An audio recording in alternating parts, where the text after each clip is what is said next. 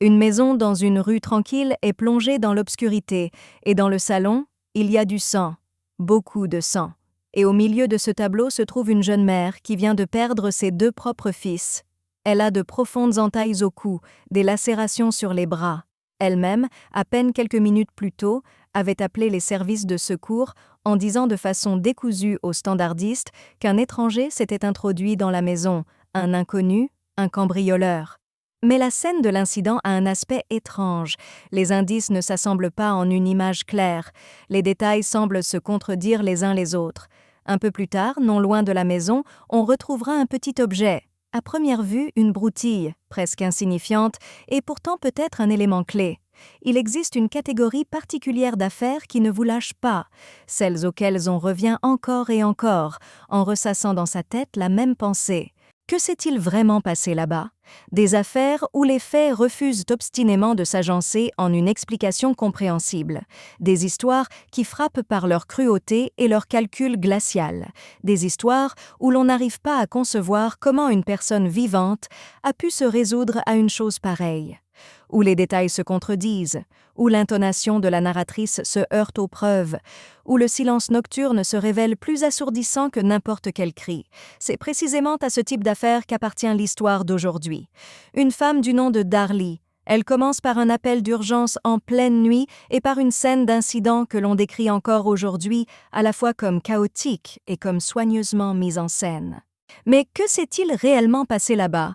L'héroïne de cette histoire est née le 4 janvier 1970 dans la petite ville d'Altoona, en Pennsylvanie. Un endroit paisible, avec une abondance de verdure, de nature et de larges paysages tranquilles. Un cadre dans lequel on a l'impression d'être protégé, où les enfants grandissent sans soupçonner par quel chemin la vie les conduira un jour. Plus tard, Darlie, avec sa mère et son beau-père, déménage au Texas. Et le Texas, ce n'est pas qu'un simple point sur la carte. C'est une perception du monde particulière.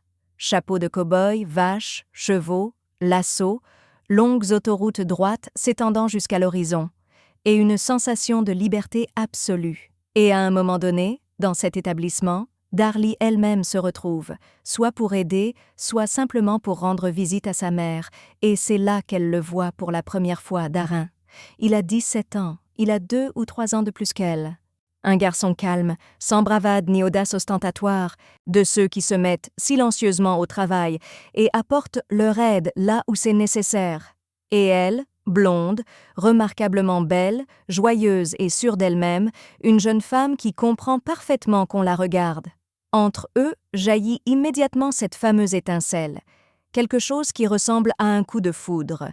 Le jour même, ils partent à leur premier rendez-vous et, à partir de ce moment, deviennent inséparables.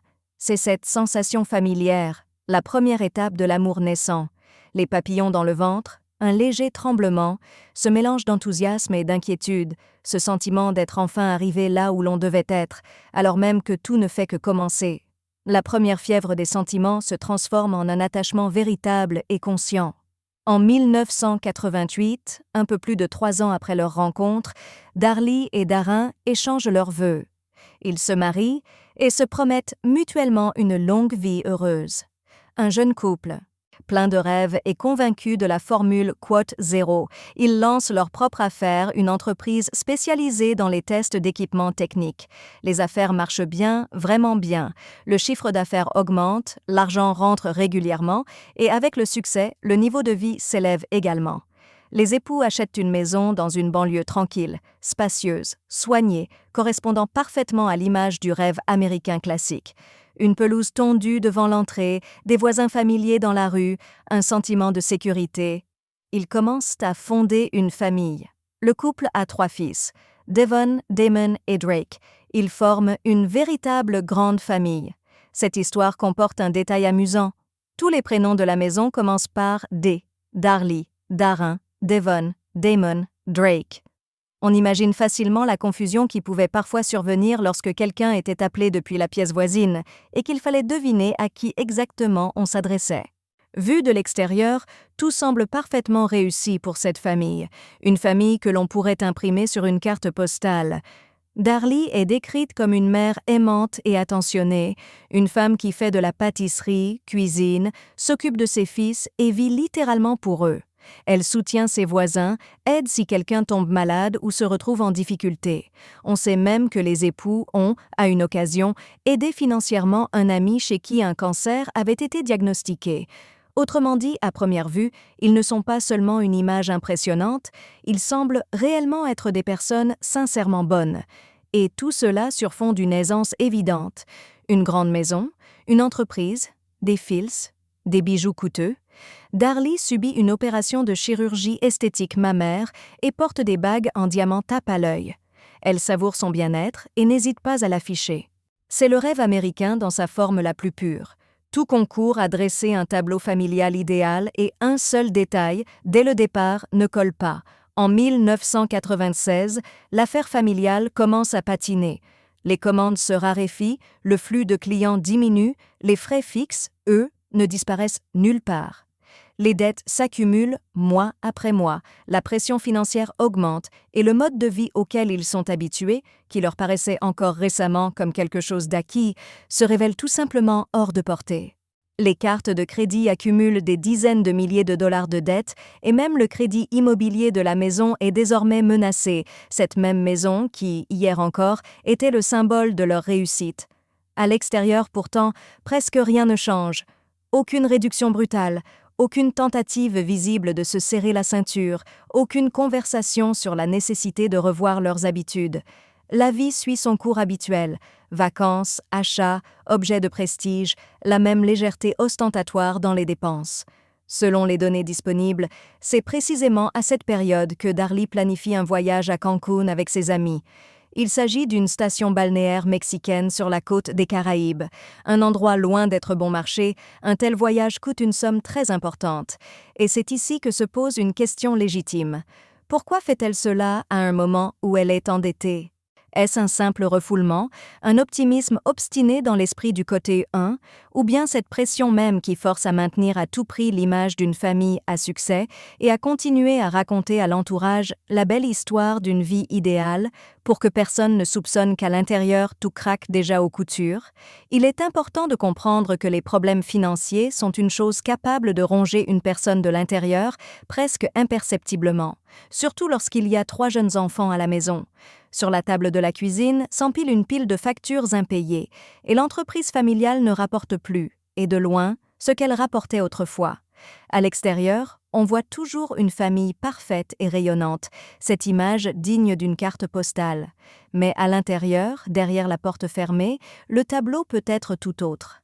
Des nuits sans sommeil, où l'on reste allongé à calculer mentalement avec quoi payer les factures du mois suivant. Pour l'instant, rien de critique. Pour l'instant, c'est juste une famille qui traverse des difficultés financières, comme il en existe des milliers et des milliers dans le pays.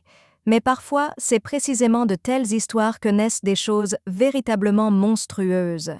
Pas d'un seul instant, pas d'un unique craquement, mais d'une pression qui monte lentement.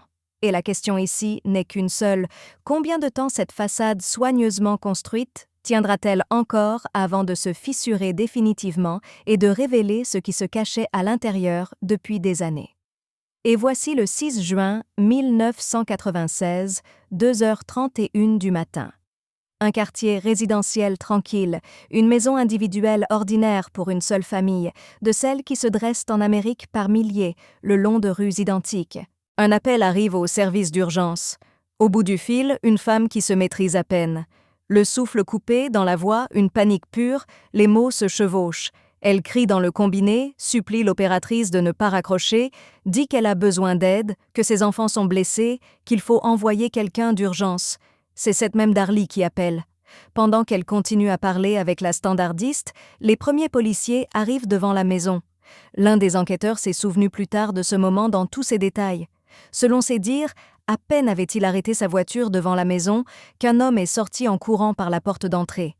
Le policier lui a crié de s'arrêter pour pouvoir voir qui se trouvait devant lui et ce qui se passait au juste. Il s'agissait de Darin, le mari de Darlie. À la question de savoir ce qu'il faisait dehors en pleine nuit, Darin a répondu qu'il vivait dans cette maison et qu'il s'apprêtait à traverser la rue pour appeler une voisine infirmière. Ce qui se passait exactement à cette seconde près de la porte d'entrée, pourquoi Darin était dans une telle panique et s'il courait réellement chercher cette infirmière ou s'il avait une autre raison de se retrouver à l'entrée au beau milieu de ce cauchemar nocturne quand le policier finit tout de même par entrer dans la maison, Darlie tient toujours le combiné et parle avec l'opératrice. Et ce que l'officier voit ensuite, selon toute vraisemblance, il ne l'oubliera plus jamais, quelle que soit la suite de sa vie. Dans le salon, à même le sol, sont allongés les deux plus jeunes. L'enquêteur lui-même a décrit plus tard cette scène ainsi. Il a vu les deux fils des propriétaires de la maison sur le sol du salon. Pour l'un d'eux, il était clair tout de suite qu'on ne pouvait plus rien faire. Le second bougeait encore. Darlie, pendant ce temps, se tenait à quelques mètres de ses propres fils et continuait à parler au téléphone. Les deux aînés, Devon et Damon, ont selon toute apparence subi une attaque avec un objet tranchant. On retrouve sur eux de multiples blessures. Au moment de l'arrivée de la police, l'aîné Devon, 6 ans, ne donne déjà plus aucun signe de vie. Ses blessures se sont avérées incompatibles avec la vie. Le second, Damon, 5 ans, bouge encore faiblement, essaie encore de se battre pour chaque souffle. Il n'oubliera pas le plus jeune jusqu'à la fin de ses jours. Damon regardait les policiers avec de grands yeux ouverts, toussait du sang et dans son regard se lisait une véritable peur consciente. Selon l'officier, Damon semblait comprendre qu'il s'en allait et cette compréhension se voyait à l'expression de son visage. Lorsque Darin, le père, revient dans la maison, l'enquêteur lui demande d'aider à sauver Damon. Le policier, pendant ce temps, ne le quitte pas des yeux une seule seconde et le regarde non plus comme un collègue dans le malheur, mais comme un homme qui doit évaluer ce qui se passe de l'extérieur. Le père essaie-t-il vraiment d'aider son propre enfant, ou y a-t-il quelque chose d'étrange dans son comportement, quelque chose qui ne correspond pas à la réaction habituelle d'un parent dans une situation aussi extraordinaire? La télévision était restée allumée dans le salon jusqu'à tard dans la nuit. Les deux aînés s'étaient assoupis en bas, près de leur mère, et c'est précisément ce soir-là que tout va commencer. À un moment donné, elle a regardé en direction de son mari pour voir s'il aidait. Darlie, pendant ce temps, pratiquait la réanimation cardio-pulmonaire. Les parents tentaient désespérément de sauver le plus jeune de leur fils, mais les blessures étaient trop graves. Et ainsi, quelques minutes seulement après son frère aîné, Damon a également perdu la vie. En quelques instants, la famille perd 2 fils d'un seul coup. Darlie elle-même est également gravement blessée. Son corps porte de multiples coupures et hématomes, des marques sur les bras, et en plus de cela, une arme tranchante était passée au niveau de la gorge.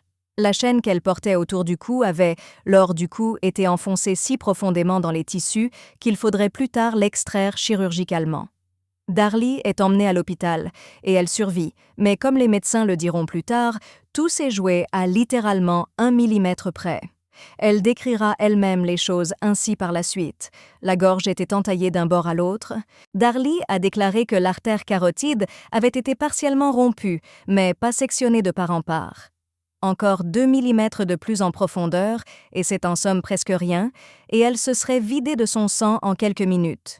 Et il n'y aurait eu aucune suite à cette histoire. 2 millimètres entre la vie et ce qui aurait pu se produire. Ensuite, Darlie déclarera qu'un inconnu, un homme étranger, s'était introduit dans la maison. Pendant l'attaque, pourquoi personne n'a-t-il rien entendu? Les 2 plus jeunes qu'on ne pourra plus ramener, la mère qui affirme avoir lutté pour sa vie, et la scène de l'incident qui, très bientôt, va soulever plus de questions qu'elle ne donnera de réponses. Darlie elle-même décrit le début de cette journée comme tout à fait ordinaire, une soirée sans rien de remarquable. La télévision dans le salon, les 2 fils aînés avec elle s'étaient assoupis au rez-de-chaussée devant l'écran. Et les plus jeunes dormaient à l'étage cette nuit-là. Tout semblait habituel, d'un calme tout à fait quotidien. Une famille qui, après une longue journée, débranche simplement de fatigue. Et puis, selon ses dires, quelque chose s'est produit. Darlie raconte qu'elle a été réveillée par Damon. Les aînés somnolaient en bas à côté d'elle et ce qui suit. Ce dont elle se souvient, c'est que Damon est assis sur son épaule. Il appuie sur son épaule avec sa main et appelle « Maman, maman, maman ». Qui sera la mère? Et quand elle ouvre les yeux, elle aurait vu un homme s'éloignant en direction de la cuisine. Un inconnu chez toi en pleine nuit. Une sensation qu'il est même difficile d'imaginer pour celui qui n'y a jamais été confronté. Il suffit de penser à ces moments où l'on tressaille en entendant un bruissement dans son propre appartement, confondant la silhouette d'un proche avec une ombre, et l'on comprend alors que même une silhouette familière dans l'obscurité peut effrayer jusqu'au plus profond de l'âme. Quand un membre de la famille passe la nuit chez vous et qu'à la vue d'une silhouette dans le couloir, le cœur s'arrête littéralement, alors qu'il s'agit simplement d'un proche. Que ressent-on alors en réalisant qu'il s'agit véritablement d'un étranger, d'un intrus, prêt à tout? Selon Darlie, l'individu portait une casquette de baseball. Elle n'a pas pu distinguer son visage, seulement sa silhouette, seulement son mouvement en direction de la cuisine. Et en plus de cela, elle aurait entendu le bruit d'un verre brisé, une fenêtre que la personne entrée par effraction dans la maison aurait fracassée. Ensuite, selon sa version, elle s'est levée et a suivi cet inconnu. D'abord vers la cuisine, puis depuis la buanderie jusqu'au garage. Elle se lève, Damon marche à ses côtés, et lorsqu'elle atteint le coin de la cuisine, elle parvient à voir l'homme traverser la buanderie et disparaître dans le garage. Du point de vue du bon sens, un tel comportement paraît étrange. Pourquoi suivre une personne qui vient de s'en prendre à votre famille? Cependant, il faut comprendre que dans une telle situation, lorsque le corps est submergé par une vague d'adrénaline, peu de gens sont capables d'évaluer sereinement ce qu'ils sont en train de faire. Dans cet état, on agit sur pur instinct, et il est impossible de prédire à l'avance sa propre réaction. La version de Darlie est en tout cas clairement construite. Un étranger s'est introduit dans la maison. Il a traversé la cuisine et s'est enfui par le garage. La question est unique. Son récit correspond-il à ce que les enquêteurs découvriront plus tard sur les lieux, ou manque-t-il à ce tableau un détail décisif? Et immédiatement après l'incident, les enquêteurs se mettent au travail. Ils commencent à reconstituer pas à pas le déroulement de cette nuit-là et examinent littéralement la maison au millimètre près. Toute scène d'incident est un puzzle. Chaque trace, chaque cheveu, chaque goutte peut avoir son importance. Ensemble, ils racontent une partie de l'histoire, et parfois l'agencement des pièces dit plus de vérité que les personnes elles-mêmes qui la décrivent. Un enquêteur expérimenté le sait. La maison, après une telle tragédie, devient une sorte de témoin silencieux qui ne sait pas mentir. Les éclaboussures se déposent selon leurs propres lois physiques. Les meubles se déplacent comme ils se déplacent, et les objets se retrouvent exactement là où les événements les ont posés, et non selon une version inventée par quelqu'un. Lors de l'inspection de la maison, les enquêteurs tombent initialement sur des détails qui semblent confirmer la version de Darlie. Dans le garage, on découvre une moustiquaire découpée, un point d'entrée potentiel pour un intrus. À l'intérieur même de la maison, on retrouve un couteau de cuisine, qui sera plus tard identifié comme une arme potentielle. Ce couteau provient du set domestique qui se trouvait dans la cuisine de la famille. Selon la version de l'enquêteur, un second a également été utilisé, mais celui-ci disparaît sans laisser de traces. À ce stade, le tableau est le suivant. Des traces d'une lutte désespérée, des marques littéralement sur chaque surface, sur le sol des éclats d'un verre à vin, dans le salon un vase de fleurs renversé, des traces sur le tapis, des traces dans la cuisine, des traces, semble-t-il, sur un objet sur deux. À première vue, tout cela ressemble aux traces d'une lutte chaotique, comme si quelqu'un avait saccagé tout ce qui lui tombait sous la main. Et c'est précisément à partir de ce point que commence le travail des enquêteurs. Chercher la vérité en ces lieux. Les indices ne mentent pas, mais ils sont faciles à mal interpréter. Et il y a quelque chose de presque fascinant là-dedans. La maison semble s'animer et commencer à parler à ceux qui sont venus. Elle raconte littéralement ce qui s'est passé ici. Il suffit d'écouter attentivement. Les premiers doutes concernant la version de Darlie surgissent dès le seuil. L'un des enquêteurs présents cette nuit-là se souviendra plus tard du moment où il est entré dans le salon. Les secouristes luttent encore pour la vie de son fils. Tout se passe à la limite, et c'est à cette minute que Darlie pose une question. Elle ne demande ni des nouvelles de l'enfant ni de l'agresseur. Elle s'enquiert de ses bijoux.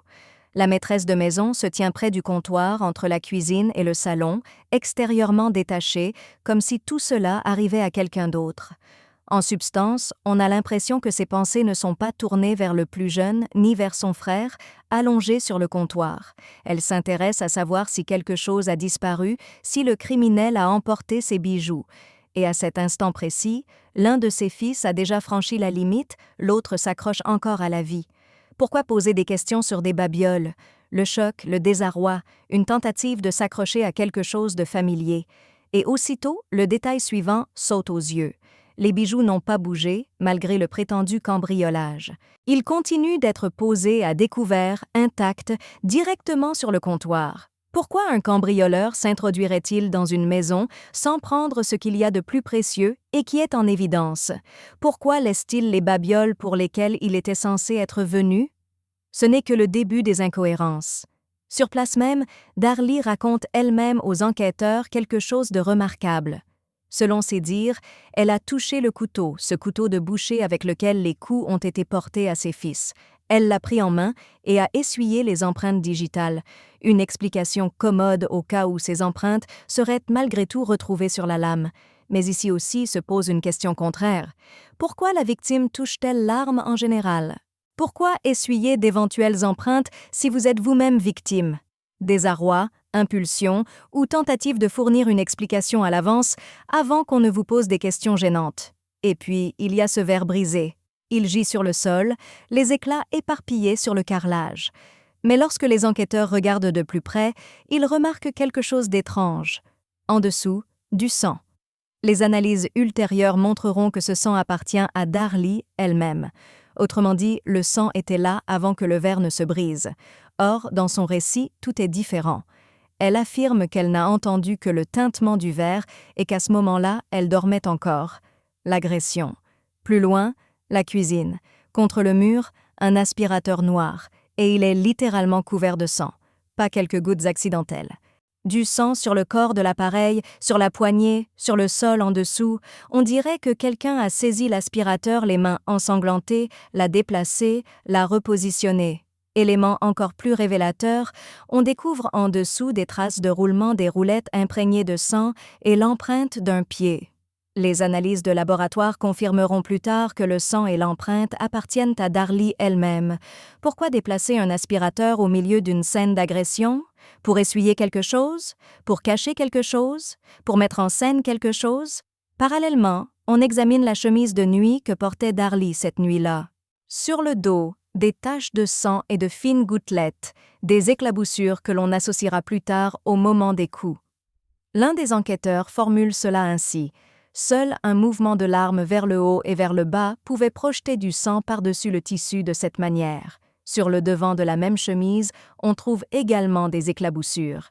Et si les grosses traces auraient pu être attribuées au fait que la mère tentait de porter secours à ses fils, ces fines gouttelettes, elles, ne le peuvent pas. Elles se forment d'une toute autre manière. Et enfin, ce prétendu point d'entrée du criminel, la moustiquaire découpée dans le garage. Lors d'un examen minutieux, une surprise attend les enquêteurs. Sur l'un des couteaux dans le bloc de cuisine, à bout arrondi, on découvre des fibres, celles de la moustiquaire elle-même, et cela ouvre toute une nouvelle chaîne de questions. Si l'agresseur devait d'abord découper la moustiquaire pour entrer dans la maison, comment a-t-il pu utiliser pour cela un couteau qui se trouvait dans la cuisine? Cela voudrait dire qu'il aurait d'abord dû pénétrer à l'intérieur d'une manière ou d'une autre, prendre le couteau à pain, retourner à la fenêtre, découper la moustiquaire, puis revenir, replacer le couteau dans son support et ne saisir qu'ensuite un autre couteau pour s'en prendre à la maîtresse de maison et à ses fils. En substance, cela paraît, pour le moins, absurde. Et l'un des indices les plus mystérieux ne se trouve pas du tout dans la maison. Il sera découvert à environ 69 mètres de là, dans une ruelle voisine. C'est une chaussette ensanglantée. L'analyse révélera que le sang qu'elle porte appartient aux deux victimes, Damon et Devon. Plus tard, dans l'affaire, un détail apparaîtra qui semblera particulièrement étrange. Une chaussette. Une chaussette d'enfant ordinaire, retrouvée juste à côté de la grille du système d'évacuation des eaux pluviales. Et voici la question qui surgit immédiatement, dès l'enfance. Comment a-t-elle atterri là-bas? Peut-être l'a-t-elle perdu, celui que Darlie décrivait comme l'agresseur, en s'enfuyant? Ou peut-être quelqu'un l'a-t-il laissé là intentionnellement? Un objet? Sur cette chaussette, on trouvera des traces appartenant aux deux fils. Et voici ce qui inquiète vraiment. La chaussette se trouvait près de la grille, à découvert. À la vue de tous, comme si celui qui l'avait jetée là voulait que la trouvaille soit remarquée, on ne cache pas les indices ainsi. Selon la version de l'enquête, si une personne tente réellement de brouiller les pistes, elle jette les objets dans une poubelle quelque part dans la cour ou les balance directement dans le collecteur. Et non, elle ne les laisse pas en évidence, comme avec une signature. « Regarde ici, trouve-moi ». Et cela ressemblait exactement à cela. La chaussette était posée à découvert, comme à dessein. Et c'est ici que surgit une question simple. Pourquoi quelqu'un agirait-il ainsi? Ensuite, il reste à l'enquête une autre couche. Les traces et l'analyse ADN du lieu de l'incident. Ces données pouvaient soit confirmer le tableau que Darlie racontait, soit le renverser entièrement et soulever de nouvelles énigmes. D'abord, les traces. Selon ses propos, elle avait poursuivi l'agresseur à travers toute la maison, mais le motif des gouttes racontait une autre histoire. Le mouvement était calme, mesuré, sans aucune agitation ni course. De plus, elle affirmait l'avoir poursuivi jusqu'au garage, mais dans le garage, on n'a trouvé aucune trace. Comment est-ce possible?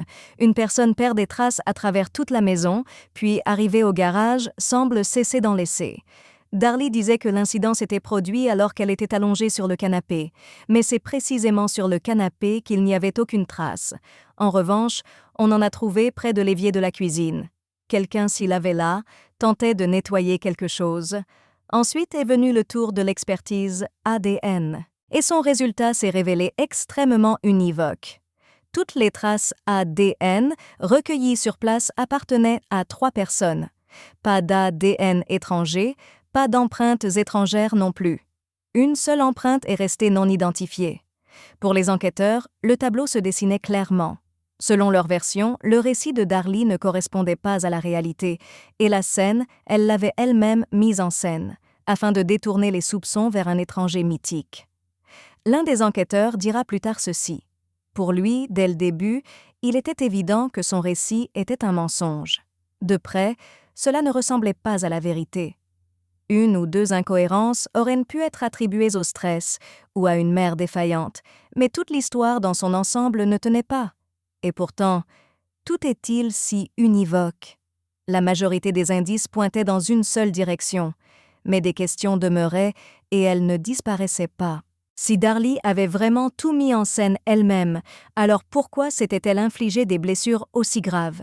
Sa gorge avait été entaillée à seulement quelques millimètres de l'endroit après lequel toute aide devient impossible, un écart minuscule entre la vie et ce qui aurait pu tourner autrement. Calculer cela à l'avance est presque impossible.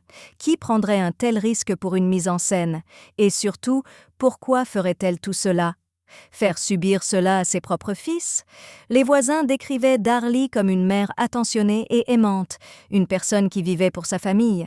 Faire à ses fils ce qui s'était produit. Mais alors, pourquoi n'avait-on trouvé dans la maison ni ADN étranger, ni empreintes extérieures, ni la moindre trace convaincante qu'une autre personne se trouvait dans l'appartement cette nuit-là?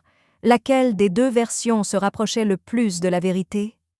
12 jours après cette nuit, le 18 juin 1996, Darlie est convoquée au commissariat avec son mari Darin pour un entretien et quelques questions de clarification. Mais lorsque les époux franchissent le seuil du bâtiment de la police, aucun d'eux ne se doute encore qu'un seul d'entre eux en ressortira. Après la conversation, Darin quitte le commissariat. Darlie? Non. Les policiers placent en détention la mère de 26 ans. On lui notifie une mise en examen pour ce qui est arrivé à ses fils. À ce moment-là, trop d'incohérences s'étaient accumulées dans ses déclarations. Pour la plupart, l'adjoint du procureur de district formulera plus tard les choses simplement. Un véritable bain de sang avait eu lieu dans la maison, et lorsqu'une telle chose se produit, le responsable se trouve presque toujours parmi ceux qui étaient présents dans la maison. Darlie, elle, continue de s'en tenir à sa version et, surtout, clame son innocence. Elle insiste sur le fait qu'elle n'a pas touché à ses fils et qu'elle n'a rien à voir avec ce qui leur est arrivé. Quelques mois seulement plus tard, un procès s'ouvre contre elle. Et dans ce procès, il y a un détail important. Au centre de l'accusation ne figure que ce qui est arrivé à Damon, parce que la seconde arme possible n'a jamais été retrouvée. L'autopsie a montré que le couteau de boucher trouvé sur les lieux n'avait, selon toute vraisemblance, pu infliger des blessures qu'à un seul des fils. Et voilà tout le problème. Sur ce couteau, on n'a trouvé que le sang de Damon. Il n'y avait pas de trace du sang de Devon sur la lame. C'est précisément pour cela que Darlie n'a été mise en examen que pour un seul chef d'accusation.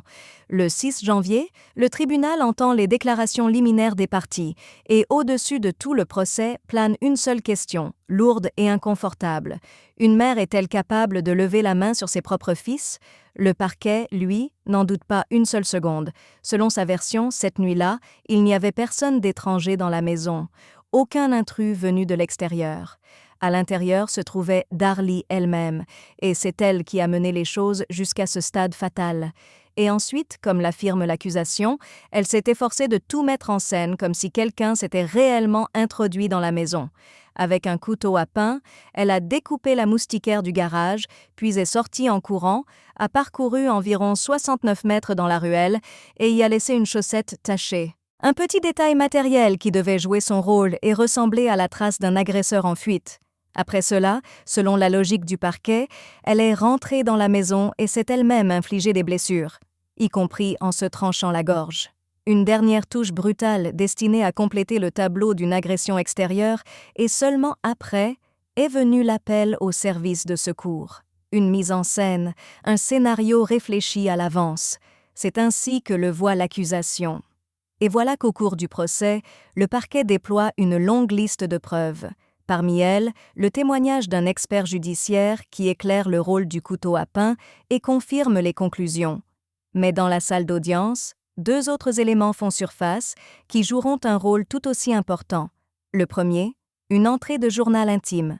Selon la version de l'enquête, Darlie l'a écrite seulement quelques semaines avant le drame, le 3 mai. Le texte est le suivant. Ne pensez en aucun cas que c'est de votre faute. Pour le procureur, tout est parfaitement transparent, ses mots à elle. Elle avait des pensées sombres. La défense voit cela autrement. Lors du procès, on ne tient presque pas compte du fait que peu de temps auparavant, Darlie avait donné naissance à son troisième fils et souffrait de dépression post-partum, un état capable d'écraser une femme de l'intérieur. Et la question se pose, peut-on, à partir d'une courte ligne de journal intime, conclure que nous avons devant nous une personne prête à lever la main sur ses propres fils? N'arrive-t-il pas que le moment de désespoir et les pensées les plus intimes se transforment en quelque chose de bien plus retentissant qu'il ne l'était en réalité? Et ensuite, l'accusation présente une autre preuve qui va bouleverser la perception du procès, un enregistrement vidéo. On y voit Darlie et sa famille filmés sur la tombe de ses fils seulement 8 jours après la tragédie. Sur les images, elle sourit, elle chante « Happy Birthday » parce que ce jour-là, Devon aurait dû fêter son anniversaire, et elle vaporise sur la tombe ce qu'on appelle du « silly string », une bombe à jet coloré, comme on en utilise généralement lors des fêtes. L'une des personnes présentes dans la salle se souviendra plus tard. On voyait que de nombreux membres du jury ont réagi exactement de la même manière. Ils n'en croyaient pas leurs yeux, ils étaient littéralement déstabilisés. Pour le parquet, cet enregistrement devient l'un des moments clés. Une mère endeuillée ne se comporte pas ainsi. Une question se pose en retour. À quoi ressemble réellement le deuil? Chacun n'a-t-il pas le droit de le vivre à sa manière? Au plus fort du procès, Darlie prend une décision risquée. Contre l'avis de ses propres avocats, elle accepte de témoigner. Mais lors du contre-interrogatoire, le procureur intensifie la pression étape par étape, et à un moment donné, elle craque. Darlie affirme souffrir d'amnésie, d'une perte de mémoire soudaine, de trous dans ses souvenirs. Le procureur n'est pas pressé d'y croire. Selon lui, elle prétend avoir des trous de mémoire. Mais cette amnésie tombe à pic. Dès qu'elle est confrontée à une nouvelle preuve gênante, elle livre aussitôt une nouvelle version des événements. La défense se lance dans la bataille avec tout ce qu'elle possède. Les avocats tentent de discréditer les preuves. Il n'y a ni témoin, ni aveu, ni mobile. L'avocat de Darlie souligne qu'elle n'avait pas la moindre raison de lever la main sur ses propres enfants. Au-delà des traces et des contradictions, toute affaire de ce type se heurte à la question du mobile. C'est ici que vient l'heure de gloire de l'accusation. Devant le tribunal, il dresse le portrait d'une femme gâtée et poussée à bout parce que les affaires de son mari ne rapportaient pas assez d'argent pour couvrir les factures. Selon ce tableau, Darlie, en proie à la dépression et en même temps convaincue de son caractère exceptionnel, Darlie est coupable du crime commis contre son fils de 5 ans, Damon. la peine maximale, la mort. Une injection létale, une sentence destinée à mettre fin à ses jours, car durant ces 8 heures, ce n'est pas seulement la question de sa culpabilité qui se décide, mais aussi celle de son existence. Les murs d'une minuscule cellule et la conscience qu'un jour, l'État pourrait décider de mettre fin à sa vie. Et au même moment, dans la salle d'audience, sont assises des personnes. Le verdict est tombé, le point est posé, et c'est précisément alors que la discussion autour de l'affaire s'embrase véritablement, et en premier lieu autour de Darin.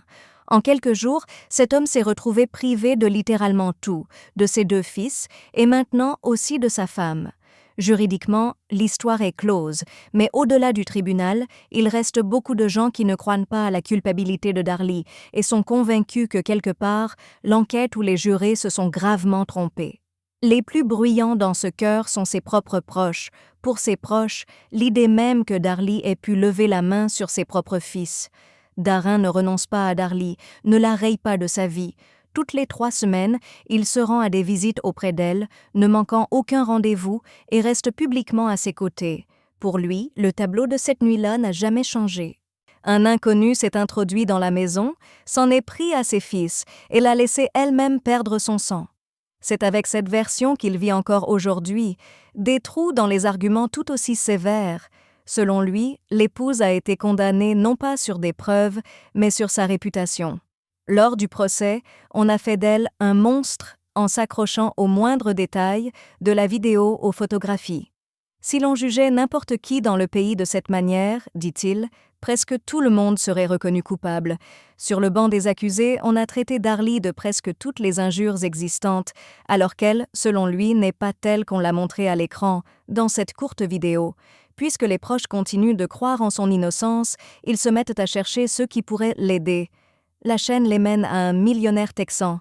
Cet homme s'était déjà engagé auparavant à soutenir un détenu qui attendait son heure dans le couloir de la mort. Et cette fois aussi, il accepte d'investir, embauche un avocat pour qu'il reprenne toute l'affaire depuis le début. Le défenseur oriente presque immédiatement l'attention dans une direction inattendue. Il regarde là où, auparavant, on n'avait pas vraiment cherché à voir, vers Darin lui-même. Et la raison est tout à fait concrète. Une assurance vie avait été souscrite sur Darlie, d'un montant d'environ 300 000 $. Si cette nuit-là, elle aussi avait perdu la vie, toute cette somme serait revenue au mari. De l'argent qui, logiquement, aurait pu combler les dettes accumulées et les trous financiers. Ensuite émerge un document qui soulève encore plus de questions. Il s'agit d'une déclaration sous serment dans laquelle Darin reconnaît qu'environ 3 mois avant le drame, il cherchait quelqu'un prêt, soi-disant, à s'introduire par effraction dans leur maison. Le scénario sonnait simplement. Mettre en scène un cambriolage, pour ensuite percevoir un versement de l'assurance. Là, le tableau commence à se dessiner différemment, et si un tel plan existait réellement, on comprend mieux d'où provient, dans cette affaire en général, la figure de l'insaisissable cambrioleur. Darin lui-même nie catégoriquement tout rapport avec ce qui est arrivé à ses fils. Pour écarter les soupçons sur lui, il accepte de passer un test au polygraphe. Il ne le réussit pas, mais même après cela, personne, en substance, ne commence à fouiller sérieusement de son côté, ni l'enquête, ni le parquet. Un peu plus tard, un avocat d'appel rejoint également l'affaire, et ce qu'il découvre fait dresser les cheveux sur la tête. Selon ses calculs, la sténographe judiciaire a commis plus de 30 000 erreurs dans le procès-verbal officiel, et environ la moitié d'entre elles ne sont pas de simples fautes de frappe, mais des distorsions substantielles. Une question simple se pose, à laquelle il est difficile de trouver une réponse. Comment contester un verdict si, à partir des documents, il est impossible de comprendre ce qui a réellement été dit dans la salle d'audience? D'autres incohérences font ensuite surface.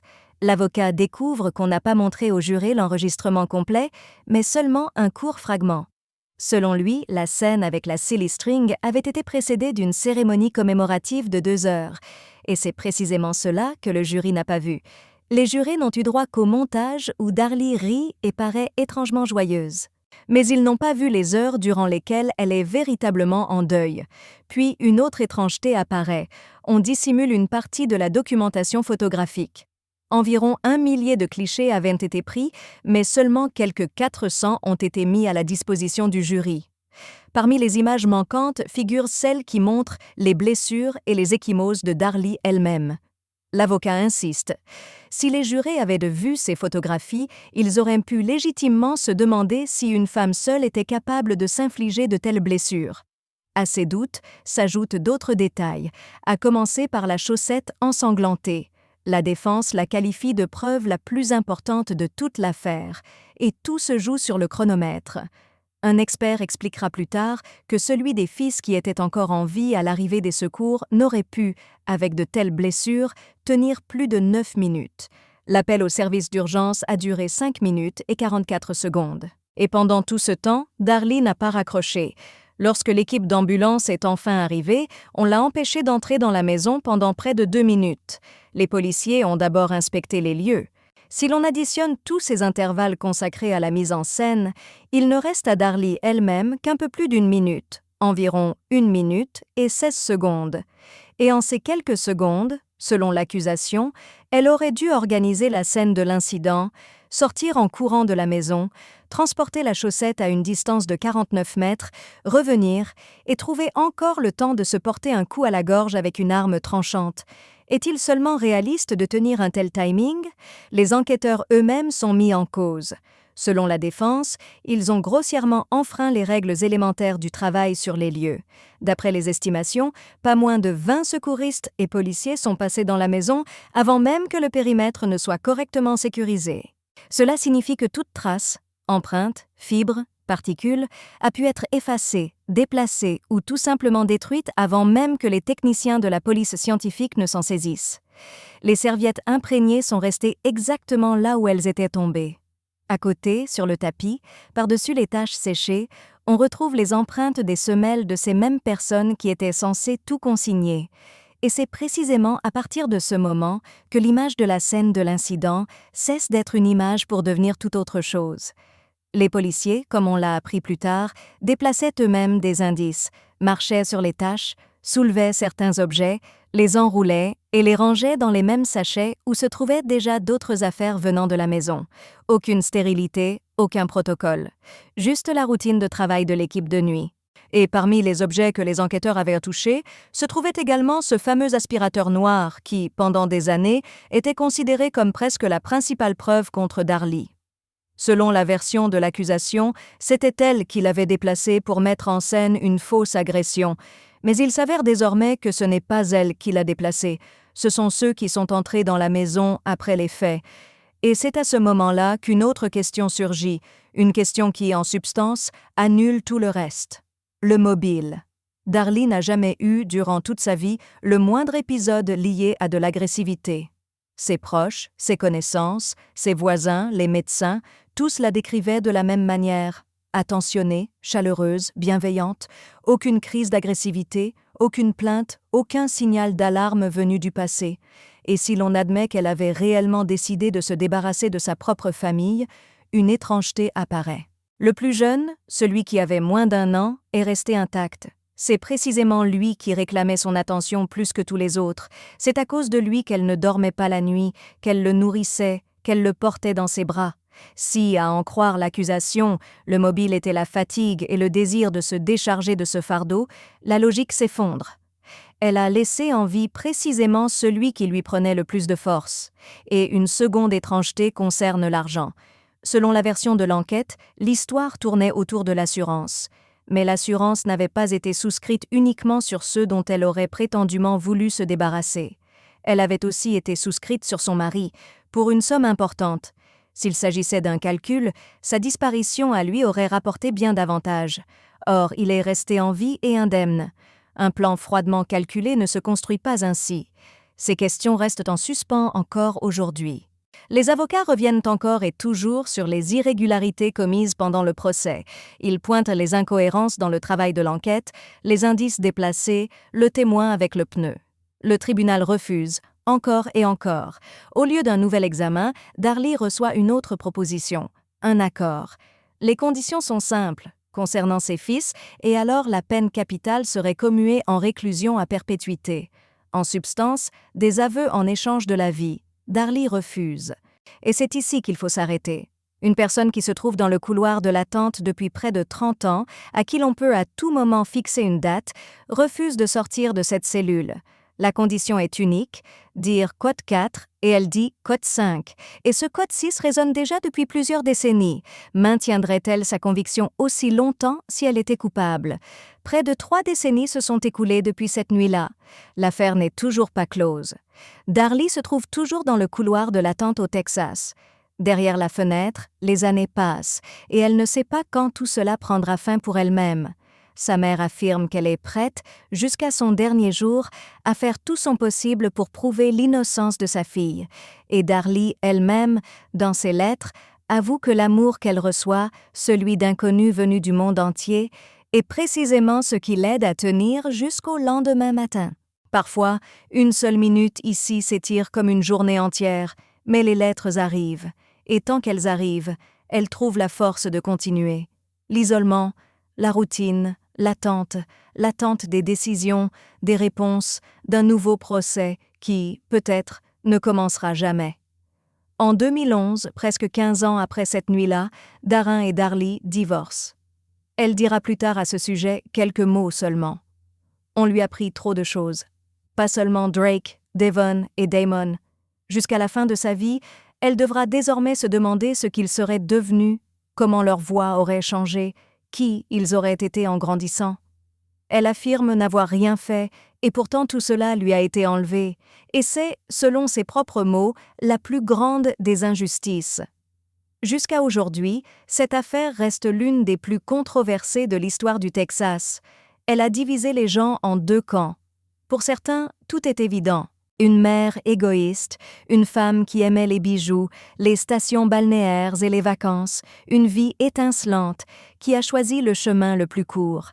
Elle voulait que sa famille disparaisse tout simplement pour que revienne le tableau glamour d'autrefois. Pour les autres, c'est une toute autre femme qu'on n'a pas écoutée jusqu'au bout, qu'on a jugée sur son apparence, qui souffrait, selon les médecins, d'une dépression post-partum et qui, depuis 30 ans, répète la même chose. Je ne suis pas coupable. Et au final, il reste ces 2 mêmes questions sur lesquelles repose toute l'histoire. Que s'est-il réellement passé cette nuit-là? Était-ce un étranger entré dans la maison de l'extérieur, ou bien ce qui s'est déroulé entre ces murs est-il né de l'intérieur même de la famille? Les réponses, très probablement, personne ne les obtiendra plus, mais ce genre d'histoire a aussi un autre versant sur lequel ne se tiennent ni les enquêteurs, ni les avocats, ni les tribunaux, mais des gens qui entrent dans de telles maisons une fois que tout est terminé, une fois que les policiers sont partis, que les experts se sont dispersés, que les caméras se sont éteintes, ceux qui restent seuls face à face avec ce qui s'est passé. L'un de ces hommes est Thomas Kunt, un spécialiste venu d'Allemagne. Sa profession, telle qu'elle figure sur ses documents, sonne de manière sèche. Nettoyeur de scènes d'incidents et désinfecteur. Expert des lieux où des conséquences ont été découvertes. Lui-même la formule plus brièvement, la mort, c'est sa vie. Une formulation forte, et la première question qui vient d'elle-même est simple. Comment en vient-on à un tel métier? Était-ce un rêve d'enfance? Thomas parle de son fils de 11 ans. Récemment, celui-ci a dit à sa mère qu'il voulait faire le même travail que papa. La mère a essayé de l'en dissuader avec douceur. « Mila, il faudrait débarrasser les affaires d'autrui. Là, il y a des odeurs, l'aspect visuel. Tu es vraiment sûr ?» Et le fils a alors précisé « Non, je ne parle pas de ça. Je veux me tenir sur scène et faire rire les gens. Tout simplement comme papa. » Autrement dit, pour le plus jeune de la famille, la profession du père n'est pas ce qu'elle est réellement. Il sait que papa va quelque part, fait quelque chose, mais sans les détails. Les détails ne pénètrent pas encore dans la chambre d'enfant. Thomas lui-même, selon ses propres mots, n'a jamais rêvé précisément de ce métier. Il a toujours été attiré par les vieux objets, ceux qui ont leur propre histoire, un passé, un propriétaire. C'est pourquoi il se retrouvait souvent là où l'on vidait des appartements après le départ des anciens occupants. On l'appelait et on lui disait à peu près la même chose. Le grand-père est parti, il reste une armoire. Tu ne veux pas y jeter un œil? Et il venait. C'est ainsi qu'il se retrouvait constamment dans cette dimension. Là où quelqu'un est parti, on pouvait toujours trouver quelque chose qui valait le coup. On appelle ça légendaire. Une soirée barbecue, une compagnie ordinaire, rien de spécial. Parmi les invités se trouvait un agent de la police criminelle. Ils discutent. Et à un moment donné, celui-ci a dit à Thomas une chose toute simple. « Si tu entres calmement dans des maisons et des appartements d'où les gens sont partis, si cela ne te déstabilise pas, pourquoi ne te lancerais-tu pas sérieusement dans ce domaine? Pas les objets, pas les meubles, pas l'antiquité, mais le nettoyage. Après que tout est terminé. Et à partir de cette soirée, une autre vie va en réalité commencer. Jusqu'à ce moment-là, aucun véritable défi ne s'était encore présenté à lui. L'idée de s'occuper du nettoyage des scènes d'incidents est venue à Thomas littéralement comme une illumination. Il raisonnait ainsi. Si tu es le premier à franchir le seuil d'un appartement après une tragédie, cela signifie que tu es le premier à voir ce qui est caché aux regards extérieurs. En substance, tu te retrouves face à un trésor auquel personne n'a encore touché. Et c'est à toi seul qu'il revient d'examiner ces... Il a passé tout le week-end sur Internet et a assez vite compris deux choses. Premièrement, il n'existait pas d'informations sérieuses sur cette profession en Allemagne. Deuxièmement, aucune formation spéciale ni certificat n'est requis pour l'exercer. Et comme cela se révélera plus tard, un tel système de formation n'existait tout simplement pas dans le pays. C'est alors qu'il a téléchargé le programme le plus simple pour imprimer des cartes de visite, a confectionné des cartes à la va-vite et s'est mis à envoyer de la publicité partout où il pouvait atteindre. En parallèle, il continuait à travailler à son poste principal dans une société financière.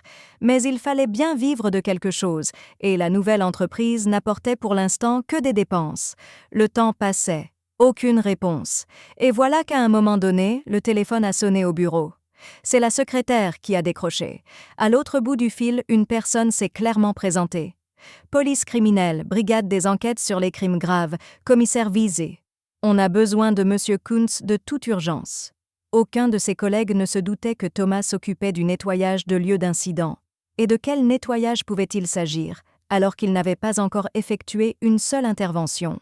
La secrétaire est entrée dans son bureau, les mains tremblantes, et lui a tendu silencieusement le téléphone. Sa voix tremblait quand elle a annoncé que la brigade criminelle était en ligne. Thomas a pris le combiné, et à ce moment précis, il avait lui-même presque oublié qu'il s'était engagé dans cette aventure. Les cartes de visite. Le commissaire est entré directement dans le vif du sujet.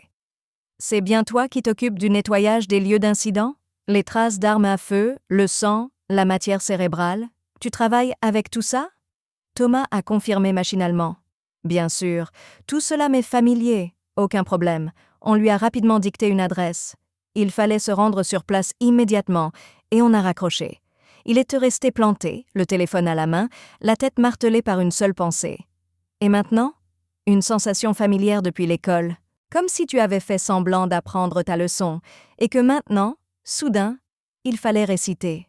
Une sueur froide coulait sur son front. Il est sorti de son bureau. La secrétaire l'a suivi des yeux, le regard écarquillé. Elle a commencé à dire quelque chose, mais il a juste lancé qu'il rappellerait plus tard, et il s'est littéralement précipité hors du bureau. Bien sûr, elle a aussitôt couru au placard. Elle a raconté que la criminelle avait appelé, que Thomas était sorti de son bureau blanc comme un linge avant de disparaître. Pendant des semaines après cela, elle a tourné autour de lui avec une sollicitude appuyée. Le voilà donc dans sa voiture, essayant d'élaborer dans sa tête au moins une ébauche de plan. C'est alors qu'il a pris conscience de l'absurdité totale de la situation. Pour mesurer son ampleur, un seul détail suffit. Dans sa propre voiture, le siège passager était en permanence encombré d'affaires. S'il voulait prendre quelqu'un en chemin, il fallait une bonne dizaine de minutes pour déblayer tout ce fatras avant que la personne puisse simplement s'asseoir. Et c'était ce même homme qui s'apprêtait à aller décontaminer le lieu d'un incident, où il était question de sang, de désinfection, de propreté professionnelle. Et selon sa propre version, le plan sonnait audacieux, mais en réalité, il ne savait absolument rien. De sa mémoire a surgi l'image d'une série télévisée qu'on diffusait à l'époque. Là, les spécialistes paradèrent toujours dans des combinaisons de protection blanche. Donc, première tâche, passer au magasin de bricolage et acheter une telle combinaison. Au volant, il cherchait une issue à une situation qui paraissait absolument désespérée, et il a fait ce que beaucoup font dans ces moments-là. Il a appelé sa mère. Il lui a expliqué qu'il était désormais, en quelque sorte, le nettoyeur de ce genre d'endroit, qu'on l'avait déjà appelé pour sa première intervention, et il lui a demandé quel produit il valait mieux prendre. La mère lança sans hésiter. « Thomas, est-ce que je peux venir avec toi ?» Impossible de refuser. Il passa au magasin de bricolage, acheta 2 combinaisons de protection et se rendit chez sa mère. Elle attendait déjà devant la maison, avec 2 seaux dans les mains. Une logique imparable. N'importe quel nettoyage nécessite des seaux. Ils partirent ensemble et encore aujourd'hui, la famille chez qui il s'était rendu ne se doute même pas qu'il s'agissait de la toute première intervention de ce spécialiste fraîchement formé.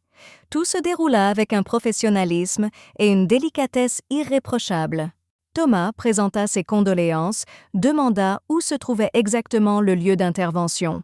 Thomas présenta ses condoléances, précisa où se situait exactement le lieu de travail. Il ne présenta pas sa mère comme sa mère, il la présenta à Burke comme sa collègue qui l'assistait aujourd'hui sur le chantier. Cela sonnait sérieux et ne suscitait aucune question chez les clients. Et ensuite, il se produisit ce à quoi il n'était absolument pas préparé. En réalité, c'est sa mère qui nettoya, parce que lui se tenait à côté dans une sorte de stupeur, comme cloué au sol. Il frottait les traces avec des éponges, des chiffons, des grattoirs. Sa mère les avait apportés avec elle. Au moment où le travail fut terminé et le matériel rangé, il se fit à lui-même une promesse ferme. Plus jamais. Mais quelque chose en lui s'était déjà accroché pour de bon.